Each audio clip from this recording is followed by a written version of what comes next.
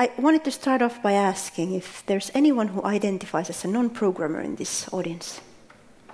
A couple of people, okay.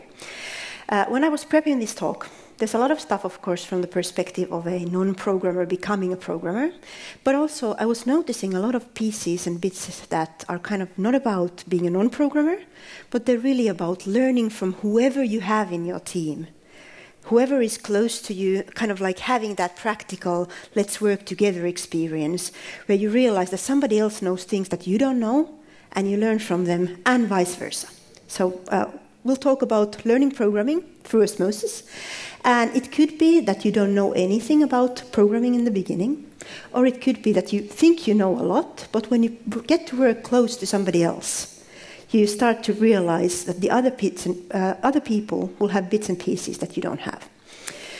This talk has basically two sections, two parts. The first part is that I'm going to walk you through my experience of becoming a programmer. So I'm kind of like going to introduce myself through that. And the other part is that we're going to be talking, in my experience, we're going to be talking a lot about mob programming. It's a way of coming together as a group. So I've learned things while mob programming that I feel that are useful for just about anyone. So I've summed those up in the second part. So let's get started with how I kind of found mob programming. So about 2 years ago, this doesn't take me forward. It doesn't show that here. Let me see. For some reason, this doesn't work now. Okay. For a couple of years ago, I was doing a lot of things, of course, in my own field, which is software testing. I speak a lot in conferences. Actually, last year, I think I did 33 conference talks. So this is definitely not my first conference talk, but it is one of my first conference talks in a purely developer-oriented conference. I've talked in agile conferences, very close to development type of things. But I did identify very strongly about 2 years ago still as a tester. It was a stretch to me to call myself a software specialist with testing emphasis. That was kind of the title that I use in public for a long time. But I had this very strong tester identity. I've been doing testing for 20 years. And for the last 4 years, I've been working at a company called Granlund. That's my main job, teaching people on the side. As the only tester in a development team of 10 people. My co-developers, my programmers, are absolutely wonderful people. We get along well, we work side by side every day, but I kind of always feel that when I'm with them, or even strongly felt before, when I was with them, that I kind of stick out from the crowd. I'm somehow different. I'm different in what I'm interested in. I get super excited about things that might make software fail. I'm super excited about features that we might be missing. And I'm really excited about my developers getting excited about various technologies. Usually my input is more from the selection point of view, like how many do we have and how do we do the selection. But seeing how excited they gets me excited. But it still makes me feel kind of a different person, different type of a person. And the fact that I'm the only woman in my team isn't really exactly making it easier. The thing that I bring to my team as a tester is that I kind of approach things from a perspective of breaking illusions. We have all kinds of wonderful ideas that we think that are true.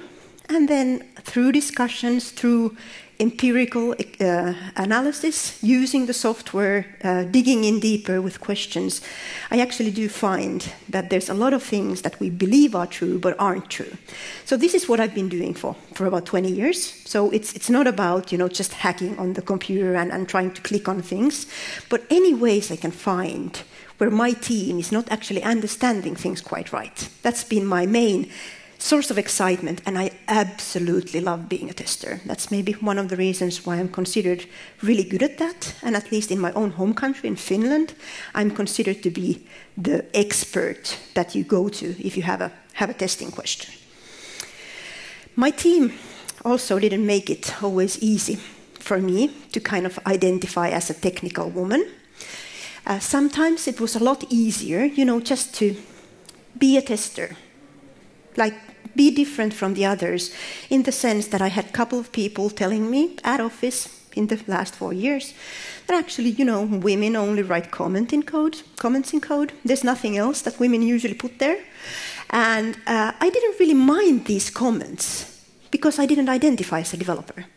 They were easy to dismiss, like, that's just, they're talking about stuff that they're not talking about me, it's somebody else that they're talking about. But I started to realize that maybe these kinds of comments were part of the reason why I didn't want to identify as a developer, that I had these bits and pieces coming from different directions, helpful approaches to whenever you would program, you would get more feedback as a woman. I started then kind of looking into my technical background. I had a very strong dislike of programming. But on the same slide, I had to really list all the languages that I've programmed in my life. I did my university studies in computer science, and you're forced to go through like a bunch of different languages. And sometimes, just, out of spite and interest, you take some of the modern languages and you try them out, but you still have maybe sometimes this feeling of like, oh, it's really not a thing that I want to spend all of my days with, especially since there's something so much better around there. Testing is awesome. Testing is great. And having the ability to help the team, that's really great thing to be the different person in the team. But this was kind of the background that I had. Then I got a daughter, that little girl there with the hands on her face. That's my daughter. She's now 7.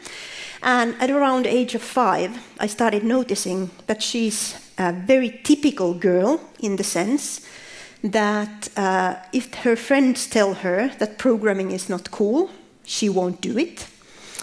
And there's, certain toys that girls use, and she was very much inclined to that direction. And there's certain things that girls do, and she was very much inclined to that. And I started to think that maybe actually I at least need to do something about my attitudes towards programming, just to help the next generation live in this world full of computers, where we at least need to be very comfortable always around computers. And because of her, I got into teaching kids. I started helping first at the kindergarten, where she was, kind of like getting her to learn stuff meant that I couldn't only teach her, I had to also teach all of her friends. When everyone does it, then it's cool for little girls as well. And I also got involved, this guy in the back there, Llewellyn Falco, who's going to do a session tomorrow. I got involved with the teaching kids type of things. He teaches through Java. And I volunteered as a peer teacher with him on teaching 7th to 9th graders in close-by schools that I had in Helsinki area. And for me, it was kind of like a way of seeing that there's this pair-style teaching. You teach people in pairs, in a strong-style pairs, where basically anything that will go on the computer must be spoken out, and seeing how well the kids kind of gelled in that kind of settings. So it was a really great kind of experience and intro into me. Then I organized a conference, and I invited a keynote speaker. The keynote speaker I invited from US, from San Diego, is called Woody Zuil. And he did this weird talk of a thing that I considered weird when I was inviting him, called mob programming. How many of you have tried mob programming? A few people.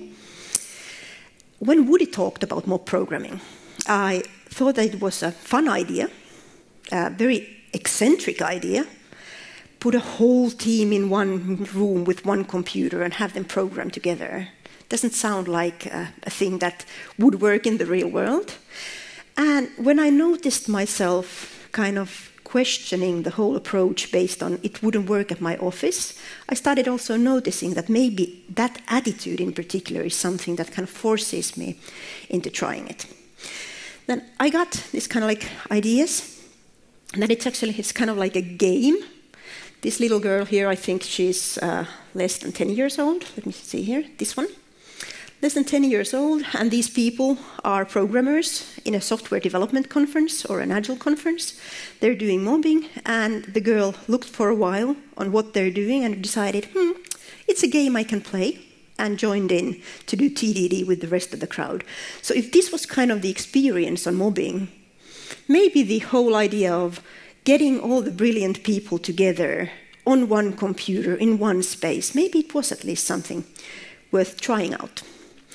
So I decided to try doing it at our office. I asked my lovely programmer colleagues if we could try mob programming at some point. And the response for months and months was that, no, that sounds like a waste of time, and it's not fun, and we don't want to do it, and there were all kinds of excuses.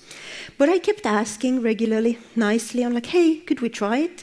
And I finally found 2 arguments that worked with my team on even trying out mob programming. The first one was, I'm feeling very isolated, I'm feeling very different, very alone. I like you, you like me. How about humoring me? 2 hours, it's not that bad. And the second argument was that Llewellyn Falco was in town, in Helsinki at that point, and he promised to do a freebie session facilitating for my team. So what we did is 2 hours of refactoring. As someone who identifies as a non-programmer, that afternoon was something I was both expecting with a lot of joy, but it was also something that scared the hell out of me. I had not been hands-on with the code for ages. I would always write code with help of, like reading something and a reference if I had to, but it was never a joy to me, and I didn't have any routines on how to do that. And I knew that when I would get in front of my team as sitting my chair on the computer, typing for the team, when the other people would tell me what to do, that I would be totally exposed. So they could see that women only write comments in code, if that was the case. So I was afraid to be kind of exposed and actually enforcing these nasty types of things. But what I experienced was that the first time I went on the computer, they really had to kind of tell me, like, VAR, do this and this, like, write letters.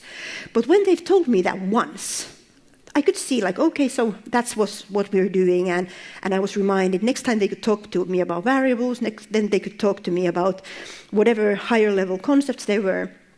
And since we were refactoring, actually a lot of times when we're talking about good names for the methods that we had, I had stuff to contribute. Oh, is this related to that functionality? Maybe it should be called this. So even if I didn't find myself so comfortable with the code, the whole domain that we were talking about was something that I really worked with continuously. And it turned out to be a really good experience for me to be part of that refactoring, kind of like seeing that this cleaning up code is something that I kind of enjoy doing very naturally, and also noticing that I can pick up things really, really fast. And it was also kind of the opening way for my team to actually opt into doing this every now and then. We agreed then that we would do on Thursdays, we would have a session where we would, just start doing something and mob on it and learn from each other. And we've been doing this for about a year, every now and then. So mostly we try to do it on a weekly basis, but often we have other things, other topics that we end up with, and it's kind of like a couple of times a month. So just to give you an idea of how this really works. If you want to try it on your own offices, you need a setup where you have a big screen that everyone can see, and preferably one where the so-called driver is looking at, but everyone can see. You will need somebody, in the beginning especially, who is designated as the navigator, so that everyone will get, when you're practicing mobbing, everyone will get their voice out.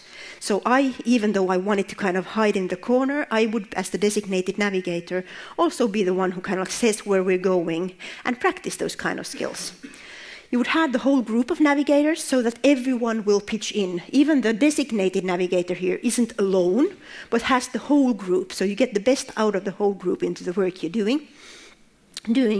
And with this setup, all things must come from this group through speaking to here, and there's no thinking on the keyboard. That's the driver rule. It's the resting place. You do what the others tell you, and you get navigated on the highest level of abstraction you're capable of handling. And as you learn, you're capable of handling more. So then you start getting more concepts instead of details or location. So all of this is good. The mechanism that mobbing uses is called strong style navigation. Strong style navigation means that everything gets spoken out. And it's actually, at least for me, it's been like a good reminder that even if we have like lots of experience with like hands on the keyboard and thinking while at the keyboard, the whole skill set that we might have or that we will need when we need to actually speak out about the ideas of what needs to happen on the computer, it's a slow thing to start kind of learning at first. But when you get used to it, you actually get a lot better contributions around the team on that. So it's really on the idea with mob programming is that if you're working solo, you have good moments and you have bad moments. Those good moments might be that you're on a good mood or you're feeling that you're in a flow. Or it might be that the good moments are things where you're particularly strong. But the bad moments, there's usually someone kind of coming after you in the traditional ways of working, where they're kind of trying to compensate different people's bad moments. And this is a lot of what I do as a tester. I kind of get to know my developers, and I know which ones of them don't clean up their code. And I make some other developer, review them from that perspective a little better. Or I know that they don't think on the big picture, so I will actually go and check all those details. So I will learn kind of their strong and weak points. But normally, there's this whole feedback loop that goes back and forth. And when we're in the same room, mobbing together, we actually get the whole idea of kind of like the best knowledge from each of us, including myself. And when we get only the best of each of us into the work we're doing, it starts to flatten out the curve of what gets into the code. And the feedback cycle is a lot faster. We'll talk about that a little more. The main thing that came from me from mobbing was the feeling of so-called psychological safety.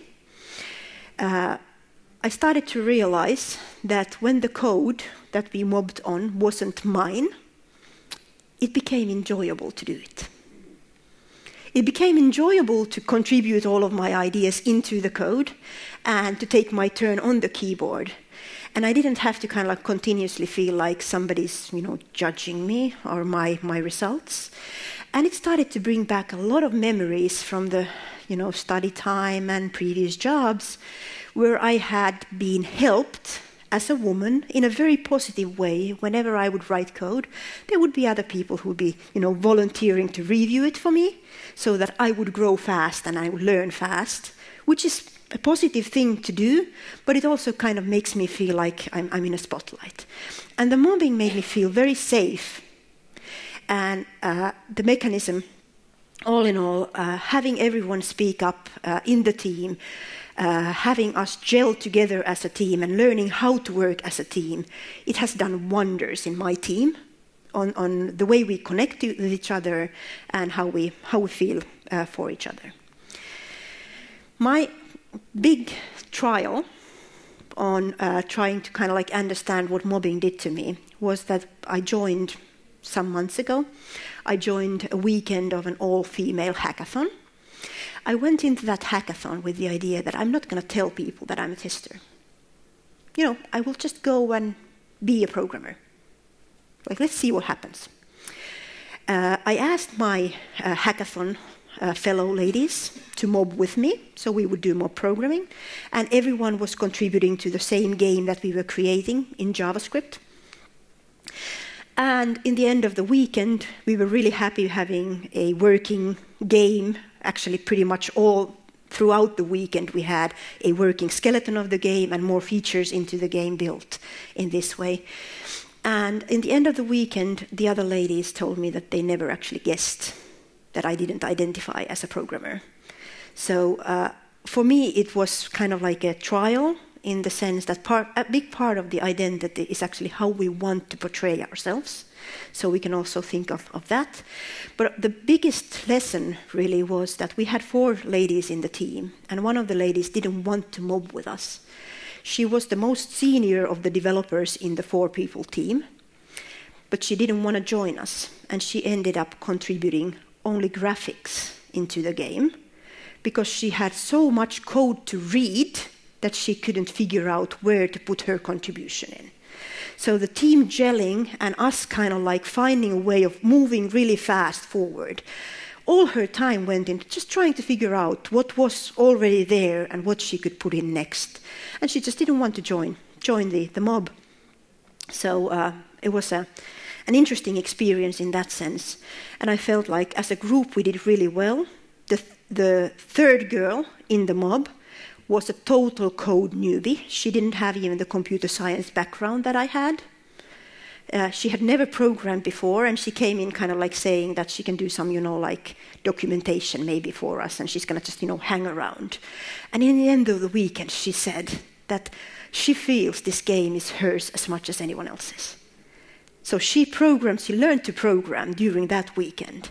And that's why I really call this more programming stuff, learning to program by osmosis.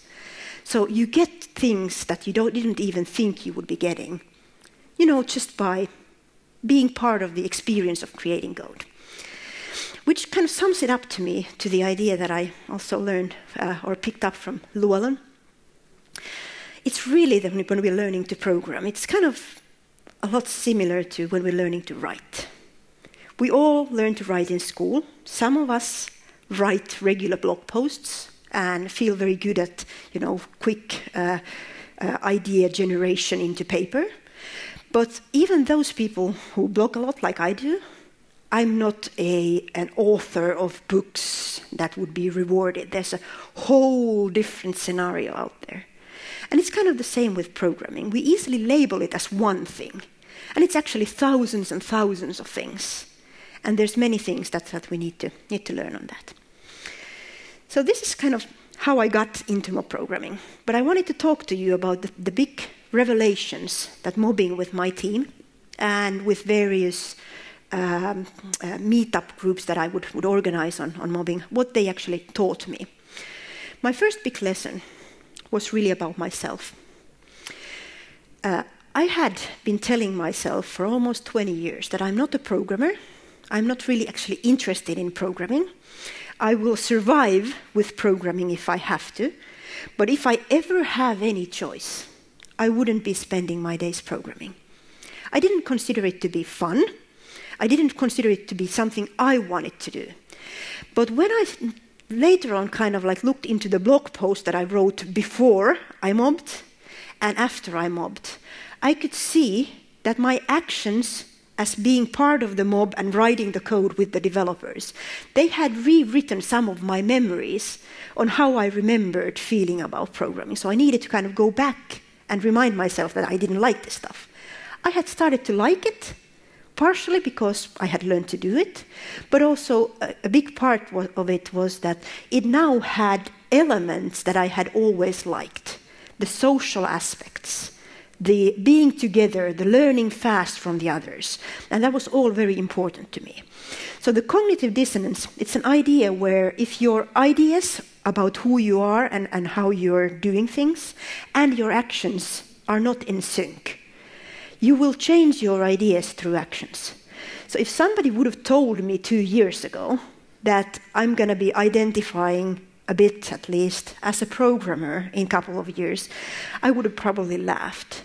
But having had this like regular experience of programming with my team and contributing into that work, it kind of rewrote my whole idea into, I want to be doing more of this stuff. This is actually fun. This is where I want to grow more. And this is just the way that I want to do more of it. And also, this mobbing experience taught me that there were a lot of things where I didn't give myself enough credit on my technical abilities.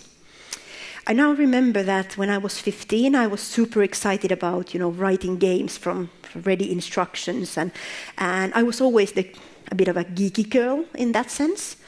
So somehow we have often this idea that those who don't write code are not technical. But then again, I started noticing that I had a lot of experience on setting up the operating systems and various tools that we were using, environment setup type of things. That was what I usually did, kind of as a tester. But I identified as a non-technical person. And a lot of that knowledge actually proved to be very technical and very useful when we were mobbing with my team on deciding on where we would go next.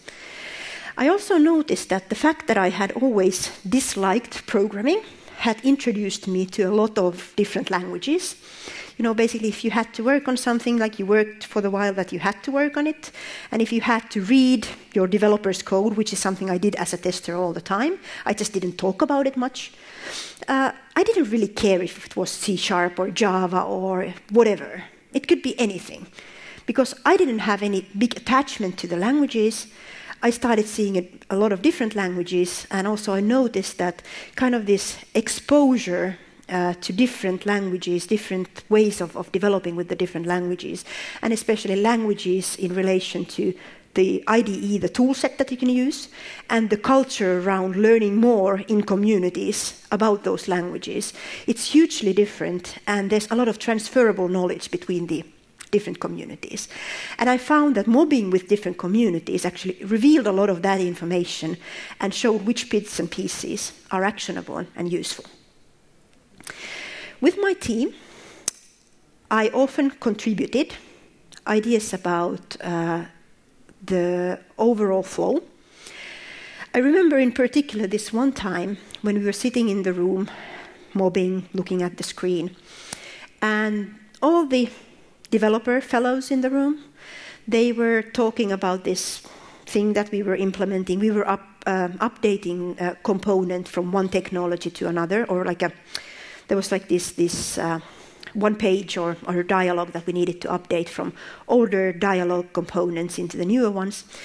And I just, at some point when they were having a discussion on is there one or many of these, and everybody else in the room was saying that there's one, I just kind of realized that from the half of the sentence, that actually maybe they're talking about what the user does with this dialogue. And I just, voiced out the idea that, hey, if you're asking about what the user does, how many things they select, that's actually many. The developers in the room, they were like, oh, that would have been an expensive mistake to correct later on. So I could correct it kind of from half a sentence, just, contributing the idea that there's actually many. They just didn't know that. None of the people in the room knew that because they didn't spend enough time from the user perspective. And 2 hours later, when we had our retrospective, nobody remembered the mistake even happening. So while in the last 20 years I've bruised a lot of developer egos, I'm a really good tester, I can break pretty much anything, or actually any illusion that we have I can break. It was really nice to notice that mobbing made me very different team contributor. So that's my big advice to you, invite people who are not programmers into your programming mobs and let them contribute. They have surprising information. I also noticed a lot of times when we were mobbing that I was the one who would be kind of getting bored with doing something and why are we spending so much time on this detail? The users don't really care about this. So a lot of the stuff that I contributed was on the perspective of what risks actually matter, what kind of things the users actually care about. So I was much more connected with the user base than any of the other ones. And mobbing has also taken my team to the point where we invite the users to mob with us or join us, show us, and maybe even implement things with them. The amount of empathy that is created when a real user joins the developers, it's a really powerful thing. Sometimes it even feels like I don't want to show the real users to my developers because they will fix everything they say the moment the user shows up. So it's a really good power-up structure. I also punished myself sometimes for being for being the one who slows the team down. But at some point, I noticed that during the slowness, I had my team communicating to each other about what we would be implementing a lot better. They wouldn't just hack away with whatever was the first idea that came to their mind, but they would have these like small little discussions on like, hey, should we use this or this, and do you have other suggestions? So it completely changed the dynamics of how the developers around me talk to each other. So me being the slow person on the keyboard actually taught my developers to talk to each other better. And I thought that actually maybe that's so powerful that anyone who feels that they're slowing other people down might need to volunteer. Volunteer to, just help people think a little bit more instead of just, hacking away.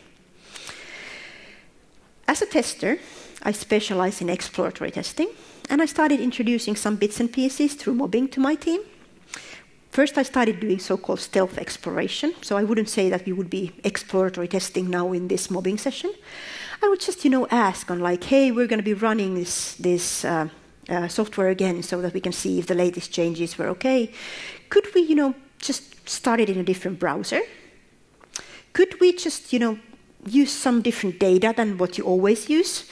And I would have all these details like ready and handy on where do you find different kinds of data, and I could inject it into the whole discussion all the time. And we found a lot of the problems that I would usually find later on when I would use all my superpowers while we were implementing it. So the stealth exploration is definitely something that was a cool experience. But we didn't only do this stealth exploration. We would also have sometimes sessions where we would actually do exploratory testing. The whole session point was about, learning the application as a tester would. And the interesting aspect of that was that in the mob format, my developers started to say like, they've always wondered what I do. What's the magic that I do to make it always crash and find all the problems? And since I had to speak up about my secrets, which are not that big of a secret really, they started to catch on the developers.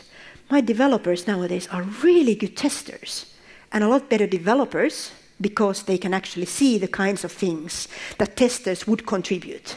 And I've done this for 20 years, and I've never had this good experience with developers learning to test than what mobbing actually gave us.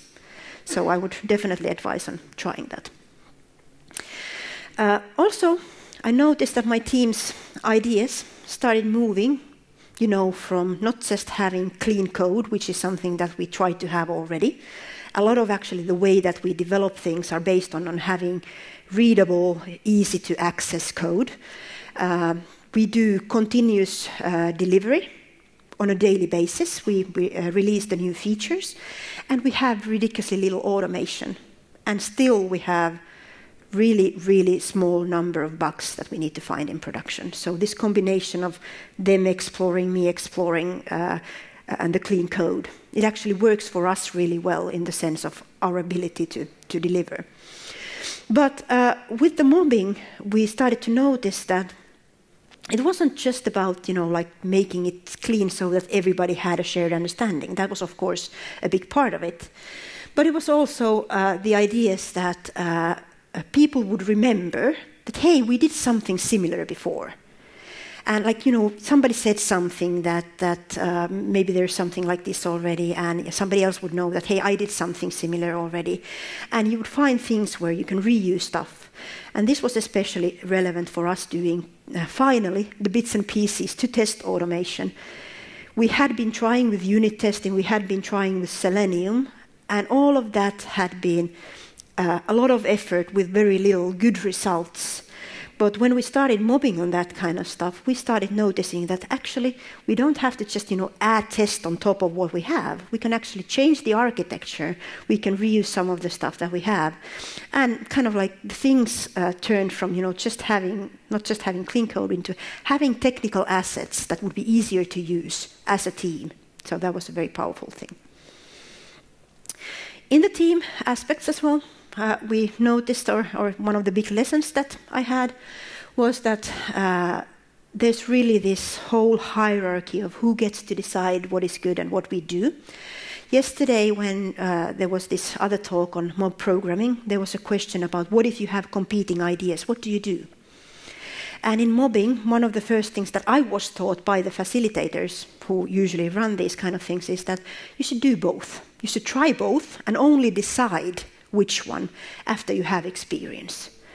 And with that approach, it's not that whoever is the strongest or the most loud or the most senior or whatever the hat is that makes you the one who gets to decide or the most persistent one, usually in my team. The ideas that win are actually the ideas that work instead of the ideas that somebody kind of like with power feel vested in. So you should always kind of consider when you have competing ideas, instead of jumping into this discussion about which one of them is better, do both. Maybe start with the more eccentric one, the one you're more likely to fail, or you think is more likely to fail. And you might notice that when it's been implemented, the second one is no longer relevant. Or you might notice that a third one emerges based on lessons learned from the two different ones. The group is a very powerful mechanism. From the developers who told me over coffee that no, women don't write don't write anything but comments in code. Working in a mob format on a regular basis, my team turned into a really nice team to work with, a very safe team to work with, a very much more collaborative team. Even when we were not mobbing, they're volunteering a lot more information, inviting me into different kinds of pieces that where they need feedback. But it was also obvious that in the group, everyone would be trying to kind of like be nicer than they would be in private. So especially these cases where I would feel unsafe sometimes with some of the attitudes or with one person in particular. In the group, those people would also behave much better, showing everyone else that they are still the nice people that everyone knows them for. I also learned from the group dynamics that if you have someone who absolutely doesn't want to be there, my team had one of those developers who said that this is like we're working in kindergarten and I hate this. And he spent one of our first mobbing sessions pretty much complaining throughout the 2 hours. I had invited him in. My manager has said he needs to be there. My team said he's the one who needs to learn the most and we shouldn't be mobbing if he isn't around. But after 2 hours of complaining, I told him that he doesn't have to come next time if he doesn't want to. I got my team to continue without him. And over time, when we came back from our mobbing sessions, like as we came back from the best party ever, the guy said, maybe I want to come and see what you're doing. You seem to be having fun. And I could tell him, like, yeah, sure, but I don't want to be hearing about us being in kindergarten anymore. So maybe if that's the rule that you enter, again, it's fine. And we had a much better experience. So there's a lot of mechanics on how to deal with difficult people. So it wasn't always an easy thing to do. This whole thing really taught me that I had not given myself enough credit on the things that I do, or know, or can contribute, or sometimes I had given myself too much credit on how special some of the things that I knew were. And I learned that in a team, there's a lot more possibilities for the great ideas that I have as a little less into programming type of a person to actually be turned into something practical that goes into the code and changes the product in an effective way. So my lesson from all of this, what I'm trying to kind of talk to you about, the experience, is that most of you didn't say that you, most of you said that you identify as developers. I was asking if you identify as non-developers. So most of you are developers, and I would ask you to actively bring in the non-developers. Not trying to tell them that you want to turn them into developers, but just telling them that that the diverse ideas that they can bring into the group, that you want to see those experiences, and you want to see what new things you can learn by working side by side with people who normally would just give you late feedback. What if you could change that thing and that dynamic? And all of the struggle that I went through to get my team to try this out, it's definitely been worth it. The whole removing the distance, having people pair up better, having people collaborate better, it's been a worthwhile thing. My team never wanted to try pairing, but some of them volunteered to do pair programming amongst each other and even pair with me, but only after we had experiences of mobbing and kind of seeing that there's a lot of things that we can learn from each other. So it's very like a traditional organization in the sense. It's not always easy to bring these new kind of ideas. As the final bit, my specialty is exploratory testing. I started using the mob format also as a way of conveying people outside my own teams the things that I've learned about testing and how you do a really good exploratory testing. I started teaching my on-the-side courses in an exploratory testing in a mob testing format. And this particular picture here, it's about 20 people in UK, in Brighton, working for a full day on exploring an application. We learned a lot, and for me as a facilitator in this kind of a group, it helps me inject the stuff that none of the people in the group know, but also it enables me to share the stuff that the group already knew. And I would advise any of you, not just, take courses in a mob format, but to organize trainings in your own organization where you just share the stuff that you know so that you work on something that would be normal for you in a mob format, and it will kind of reveal a lot of the things where you think the other ones know the same things, but the knowledge gap is actually something that slows some people down and could speed them up in a relevant way. It's a great way of splitting or sharing that information. To get you started, me and Llewellyn, we've been writing a book on the kind of getting started on mobbing, so it's called a Mob Programming Guidebook. If you go to LeanPub, you can download it from there. There's this little lever that you can, turn it all the way to 0, so I'm happy for you to kind of just go and grab it.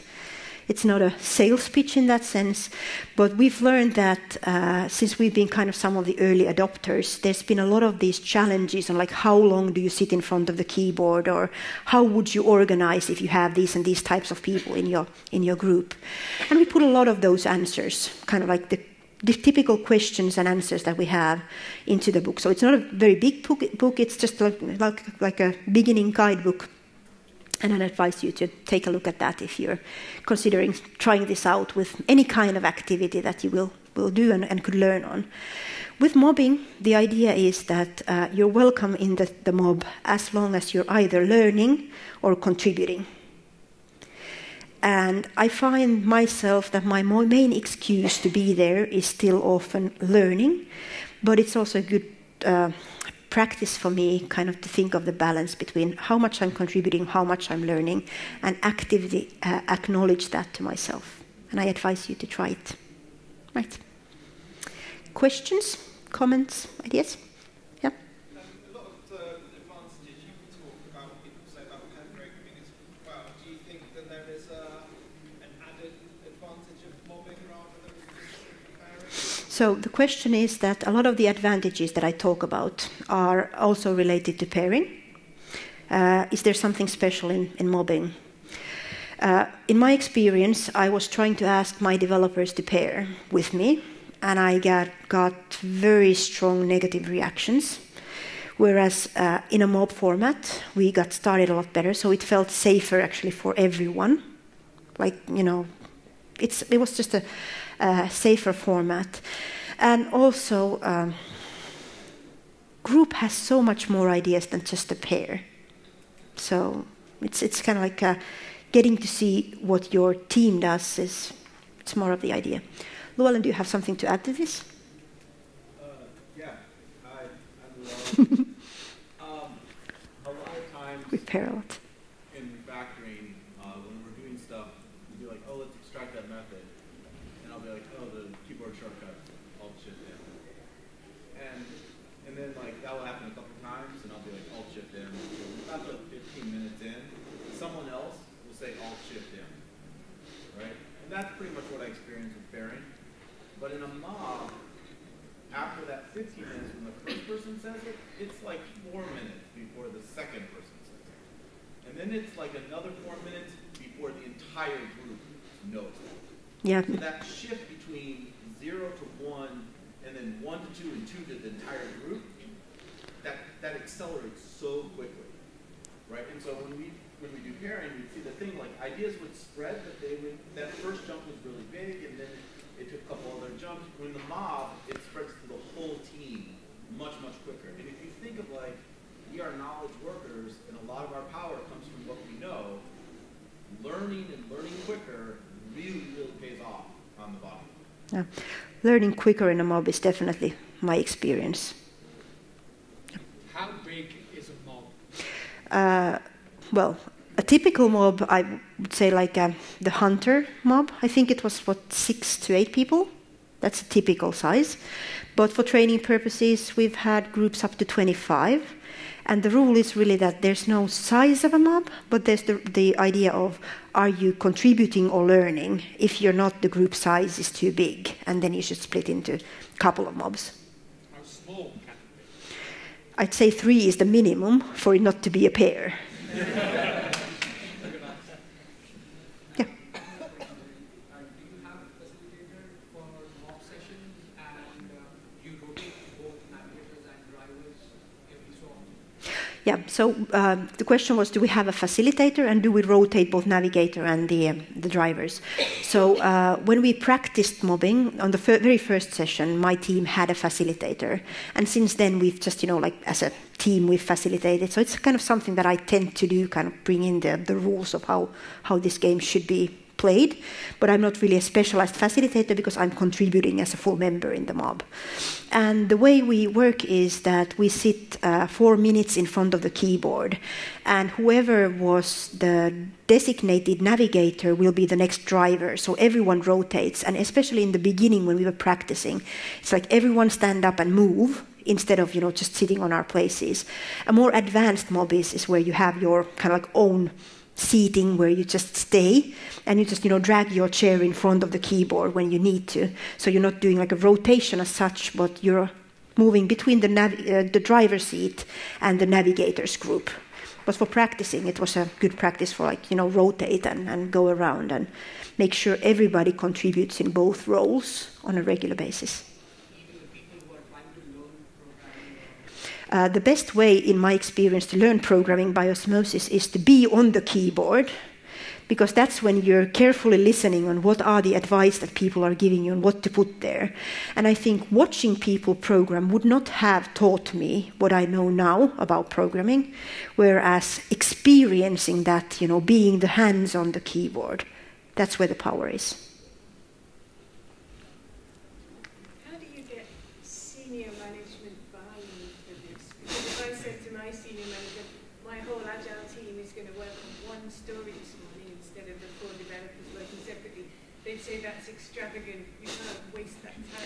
So the question is how to get senior management buy-in. I was lucky in my organization, I didn't need the senior management. The trouble was with my team. But then again, I think sometimes the team is actually even more difficult. The thing that I find that seems to be working with management is to say, what if we would learn from each other? So, just learning sessions, 2 hours per week. The Llewellyn suggests to have 2 hours every day rather than the slow pace that we have. And since my developers are still kind of thinking it's not the best use of our time, they feel that, remote work alone in the middle of the night so that they can adjust to their girlfriend's schedules is the best way to do things, then I'm fine with that. That's something I support. That's our values. That's how we work as a team. But the couple of hours, selling that to as a learning session, I think that's a good way to get started. Would you say that mob programming is kind of, I'm loath to say, a good gateway drug to kind of get people perhaps who don't like pairing, or perhaps refuse to pair, or do not really engage during pair programming? Would you say that's a good kind of gateway for them to start working together in a more more collaborative way? So the question is, am I kind of like saying in a way that mobbing is a gateway drug to pairing? And yes, actually that's my experience, that it's a gateway to pairing. It's much safer because you're not always on the spot. In a pair, it's like it's either you on the keyboard or you as the navigator, and you kind of like always on. In mobbing, when you feel exhausted after, the intense learning on the keyboard, you get to, like you're still there, but you get to tune off a little bit, just to rest, just get back into the cycle and the rotation. So it's a lot safer and a lot less exhausting way of learning or doing things as a team. We've got a kind of remote distributed stage. Can you do mob programming? Your remote team, can you do mob programming?